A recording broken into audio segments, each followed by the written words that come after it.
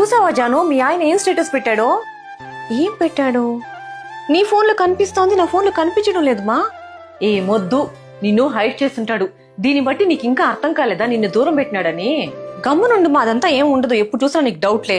నేను ఆయన భార్యని, అలా ఎందుకు చేస్తాడు? భార్యనా? ఇప్పుడు గుర్తొచ్చిందా నీకు? అసలు భార్యకు ఉండాల్సిన లక్షణాలు అలవాట్లు ఉన్నాయా నీకు? సంవత్సరంలో 6 నెలలు పుట్టింట్లోనే ఉంటావు. మీ అత్త మావని ఎప్పుడైనా ప్రేమగా చూసుకున్నావా? వాళ్ళకి మంచిగా వండి పెట్టినావా? లేదా నీ భర్త కష్ట సుఖాల్లో పాలు పంచుకున్నావా? చూడు జాను, ఇప్పుడు మీ ఆయన వేరే ఆడదాంతో క్లోజ్ గా తిరుగుతున్నాడంటే దానికి కారణం నువ్వే. నీ భర్తను నువ్వు పట్టించుకోకపోవడమే. మాటి మాటికి నీ మొగుడుతో గొడవపడి పుట్టింటికి వచ్చేయడం వల్ల ఇప్పుడు నీ మొగుడు పక్కదారి పట్టినాడు.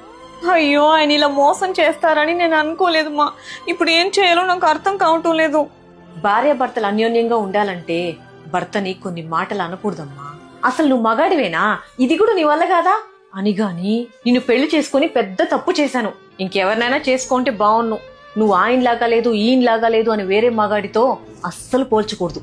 ఈ మాటలు మగాడి మనసుని విరిచేయడమే కాకుండా అతని నమ్మకాన్ని, సామర్థ్యాన్ని పూర్తిగా దెబ్బతీస్తాయి. భార్య ప్రేమ అనేది భర్తకి బలం కావాలి గాని బలహీనత కాకూడదమ్మా. మనస్సుని పొంది గెలవాలి. అదే కిటుకు. మీ ఆయనకి ఫోన్ చేసి రమ్మని చెప్పు, సరేనా? సరేమా.